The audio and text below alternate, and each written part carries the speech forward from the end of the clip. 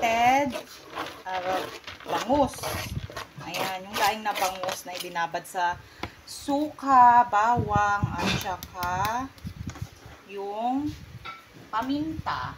So, lagyan natin ng suka. Not sponsored po ito Suka, ganyan lang po karami. Ayan. Bawang, suka, at saka lagyan na rin natin ng bawang.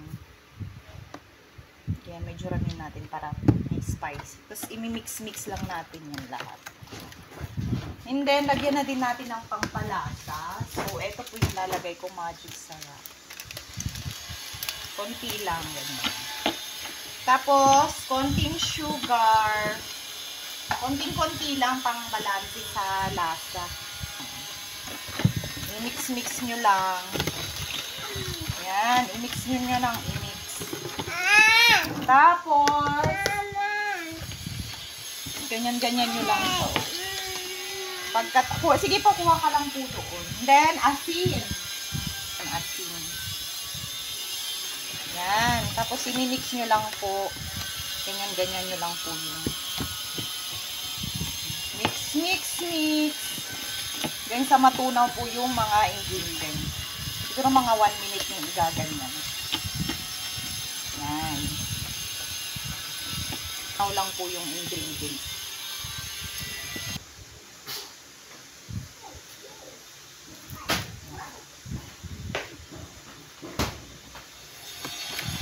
Mix-mix nyo lang. And then, nilalagay ko na yung hinugasan ko na bangus. Ito pala yung size na. Ayan. So, igaganyan. I-dip nyo lang po yung bangus. Ganyan. I-dip nyo lang. So, ganyan na po yung itsura niya. Ganyan. Ayan.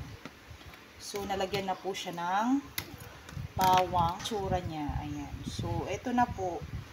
Bababad lang po natin hanggang maghapon yan. Hanggang bukas. Diyan na lang po siya nakababad. So, ano po kasi itong tatlong bangus, 3 peraso. So, ganun na din po yung gagawin natin sa isa pa. I-dip lang natin sa tinimpla nating suka na may bawang, paminta, tsaka yung flavoring na asukal, na may asin, magic sarap, ganyan. So, ganyan siya. Dagdagan nyo lang po ng bawang doon sa kanyang toppings sa laman. Ayan. So, ito po ay malaking size naman. Mga large ata ito. Kalaki. Ganito kalaking bangus. So, ganyan po yung itsura niya na. And then, hanggang sa matapos. 3 piraso po kasi. So, ito malasa po to hanggang magdamag nyo. Pero mamayang gabi pwede nyo na po siyang i-prito. Para matikman nyo. Okay? Masarap to kung magdamag. Ayan. So, hindi naman to masisira kahit di mo pero i-rep mo lang siya mamayang hapon.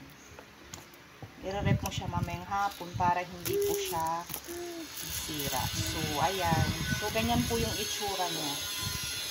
So, ayan. So, ayan na siya. Bubuka lang natin siya. Pinakahuli.